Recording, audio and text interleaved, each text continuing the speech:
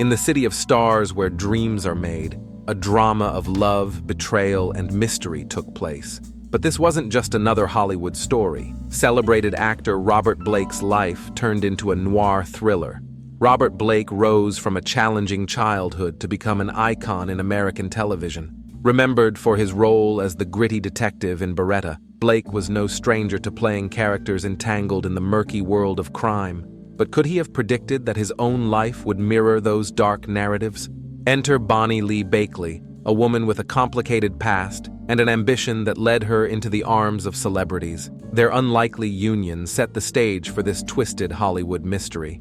On a cool May evening in 2001, outside a cozy Italian restaurant in Los Angeles, a gunshot turned a romantic night out into a scene of crime. Bonnie Lee Bakley was found dead. What followed was a whirlwind of accusations, media frenzy, and a court case that would become one of Hollywood's most sensational trials. Was Robert Blake unjustly accused, or was he a mastermind behind a sinister plot? And what secrets lay hidden in the life of Bonnie Lee Bakley that might unlock this mystery?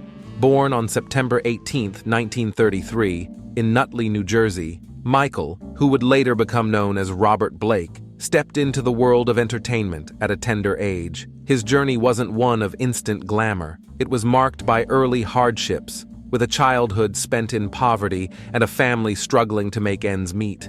Blake suffered abuse at the hands of his alcoholic father, an Italian immigrant. He was bullied at school and had frequent fights with his peers, which ultimately led to his expulsion. His parents physically and sexually abused him. They locked him in a closet and forced to eat off the floor as punishment. When he was 14, Blake ran away from home. Blake's entry into Hollywood came early, as he and his siblings found work as child actors. His early roles in the Our Gang series as Mickey, also known as the Little Rascals, marked the beginning of a career that would span decades. Yet this early fame was a double-edged sword, bringing not only success, but also the pressures and pitfalls of a life lived in the public eye. At the age of 21, after completing his service in the United States Army, Blake found himself without job prospects. This caused depression. During this period, he resorted to using and selling drugs and struggled with alcohol addiction before he resumed his acting career. Blake enrolled in Jeff Corey's acting course and started to focus on improving both his personal and professional life. As he transitioned into adult roles, Blake's talent shone through. His role as real-life murderer Perry Smith in the film adaptation of In Cold Blood was critically acclaimed, and he found widespread fame as the streetwise detective Tony Beretta, his Emmy Award-winning role in the 1970s TV series Beretta, although he gained a reputation of one of the most difficult actors to work with. His final film role was the mystery man in the 1997 David Lynch film Lost Highway. David Lynch later said that Blake was solid gold, a real good guy. He did not care one bit about what anybody thought about him. Lynch always respected him for being his own man. Author Michael Newton called Blake's career one of the longest in Hollywood history. But while his career was on the rise, his personal life was more turbulent. Meanwhile, Bonnie Lee Bakley, born on June 7, 1956, in Morristown, New Jersey, had aspirations of her own.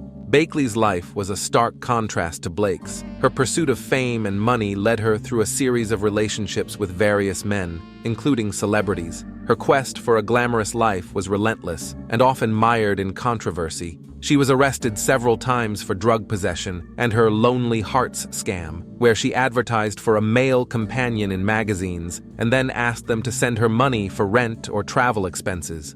Later, she began stealing credit cards and forging driver's licenses. She was charged with fraud in Arkansas in 1998 and sentenced to 3 years probation. Bakley's life was marked by her numerous marriages, reportedly as many as 9, and her run-ins with the law, including parole violations. Her pursuit of a Hollywood lifestyle was persistent, leading her into brief liaisons with well-known figures in the entertainment industry. Her friends and relatives said that she was celebrity-obsessed and determined to marry someone famous. She pursued singers Jerry Lee Lewis, Dean Martin, Frankie Valli, and actor Gary Busey. Blake and Bakley's paths crossed in a way that seemed almost scripted for a Hollywood drama. Their story began in the late 1990s in a jazz club of Los Angeles. 66-year-old Blake, at this point in his life, was far removed from his heyday of stardom. His encounter with Bakley was not marked by immediate sparks or a whirlwind romance. Instead, it began as a casual acquaintance, one that gradually morphed into something more intricate. Bakley, seeking the spotlight by any means, set her sights on Blake. Blake, on the other hand, appeared as a man caught in a web he hadn't intended to weave.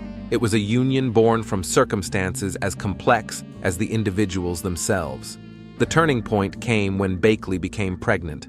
Initially, the paternity of the child was a matter of contention. Bakley had concurrently been involved with Christian Brando, son of Marlon Brando, who later said in a phone conversation to her, "Not on my behalf, but you're lucky someone ain't out there to put a bullet in your head." However, a paternity test eventually confirmed Blake as the father. This revelation set the stage for a reluctant union. In November 2000, in a twist that seemed more a requirement than a celebration, Blake and Bakley were married. He became her 10th husband. Their marriage was unconventional, to say the least. Their relationship was characterized by mistrust and disagreements.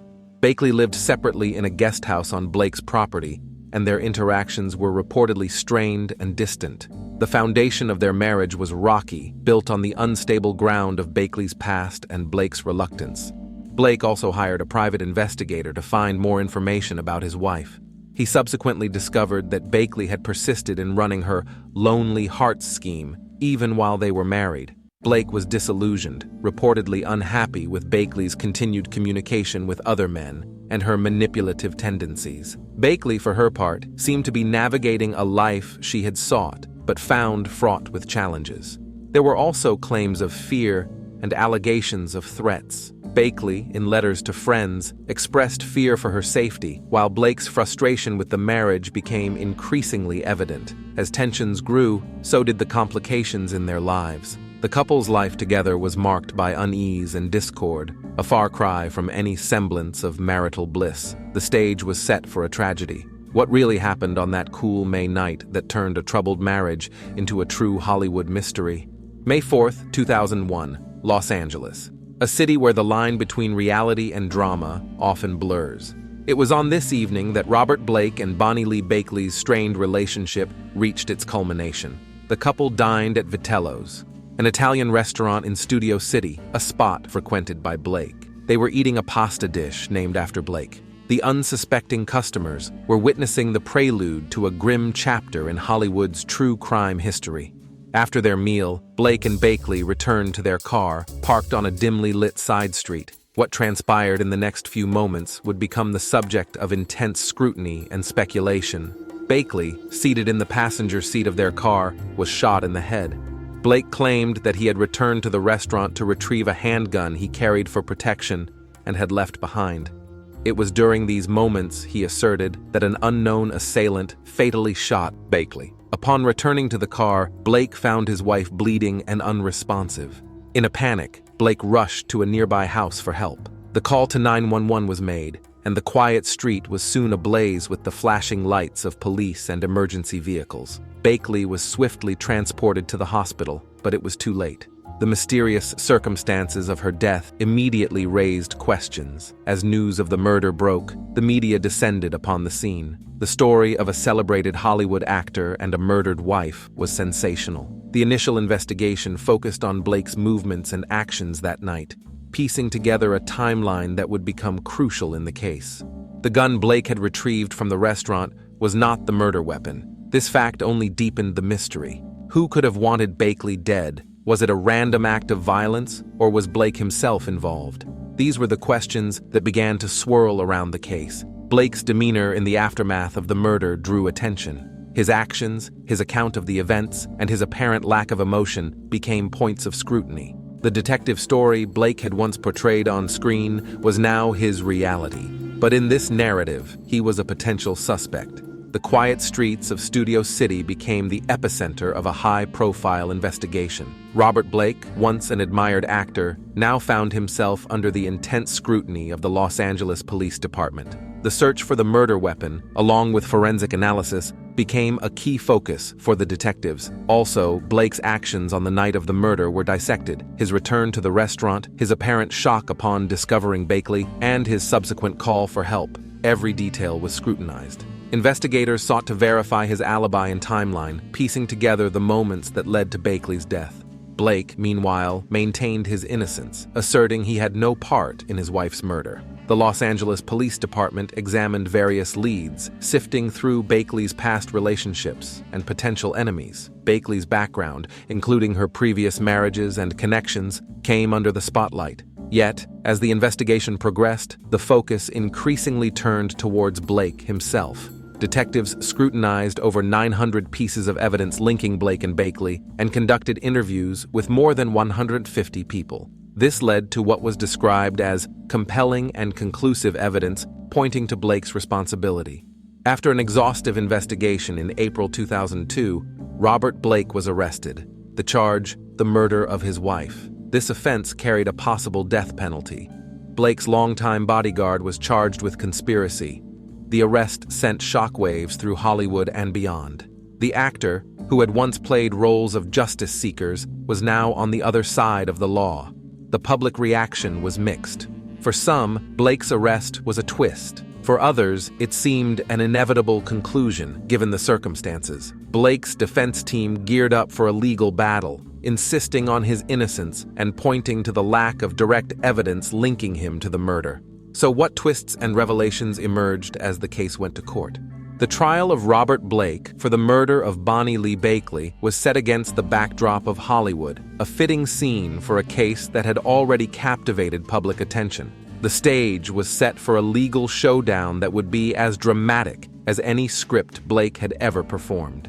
As the trial commenced, the air in the courtroom was thick with anticipation. The prosecution opened with a narrative of a cold and calculated murder, painting Blake as a man who wanted his wife dead to free himself from a loveless marriage.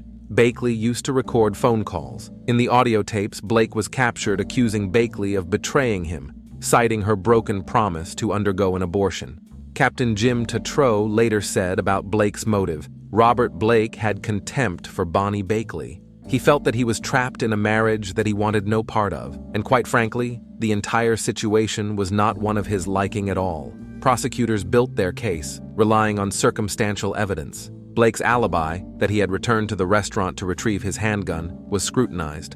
The defense maintained that the timeline supported Blake's version of events, while the prosecution questioned its plausibility and timing.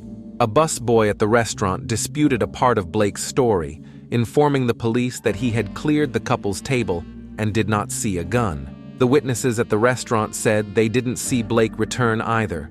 The prosecution alleged that Blake had sought to hire hitmen, his two former stuntmen, to kill Bakley and, failing in that, took the matter into his own hands. This accusation became a cornerstone of the prosecution's argument. So, Blake was also charged with 2 counts of solicitation of murder and 1 count of conspiracy to commit murder. Blake pleaded not guilty. Blake's defense team countered fiercely, portraying the allegations as absurd and unfounded. They emphasized the lack of direct evidence tying Blake to the murder, arguing that the case against him was built on speculation and unreliable testimony from dubious sources. The stuntman's credibility was aggressively challenged by the defense. They brought up the stuntmen's mental health problems and criminal history, as well as heavy drug use. Author Miles Corwin notes that one of the stuntmen, Hambleton, agreed to testify against Blake only when informed that he would face a grand jury subpoena and a misdemeanor charge. The jury was left to weigh the testimony of these witnesses against the defense's portrayal of them as unreliable and motivated by personal gain. Forensic evidence, or the lack thereof, played a crucial role. The murder weapon, found in a dumpster nearby, could not be directly linked to Blake. The gun's serial number had been removed, making it impossible to trace its ownership.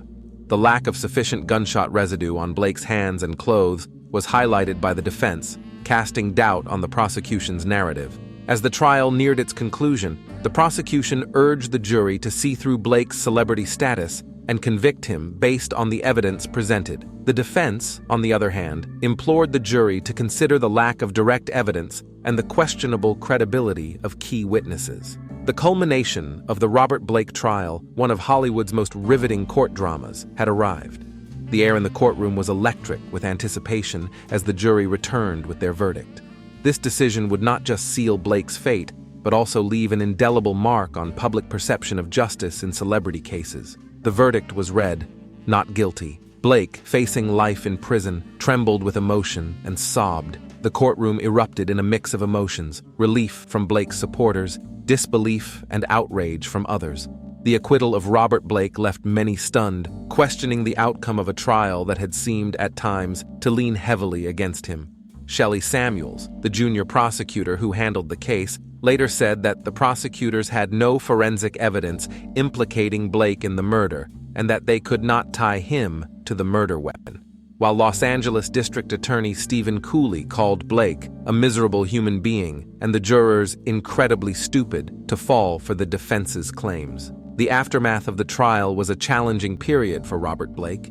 Though acquitted, the trial had taken a toll on his reputation and finances. His career, once thriving, had been overshadowed by the specter of the trial. In a twist of legal fate, Blake wasn't free from the courts just yet. He faced a civil case filed by Bakley's 3 children from former marriages, alleging wrongful death. The girlfriend of Blake's bodyguard and co-defendant said she believed they were both involved in the crime. This time, the verdict went against Blake, with the jury finding him responsible for Bakley's death and ordering him to pay $30 million.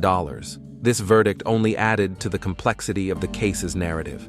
Despite the trial's conclusion, many questions remained unanswered. The mystery of who killed Bonnie Lee Bakley lingered, with no other suspects ever charged. The case remained a true Hollywood mystery with no definitive ending. Blake's journey through the legal labyrinth left him a changed man. The post-trial era of his life was a mix of struggle, obscurity, and a relentless pursuit of redemption. The Hollywood that once embraced him had turned its back. Financially drained and socially ostracized, Blake found himself embroiled in bankruptcy proceedings. His rare media appearances were marked by defensiveness and bitterness. Blake and Bakley's daughter Rose was raised by other relatives and didn't see Blake for years. They finally spoke in 2019. She said she called him Robert, not Dad. Later, Blake said, "I should have never got married." He also confessed that he was really a very emotionally disturbed person. Blake died from heart disease in Los Angeles on March 9, 2023, at the age of 89. At the 95th Academy Awards on March 12, 2023, Jimmy Kimmel said about whether or not Blake should be included in the annual In Memoriam montage, "Everybody please get out your phones, even at home, it's time to vote. If you think Robert Blake should be part of the In Memoriam montage, text Gimme a Blake to the number on your screen." Blake was not mentioned during the televised In Memoriam part of the ceremony. Do you think Robert Blake was guilty or not, and what are your arguments? Tell me in the comments.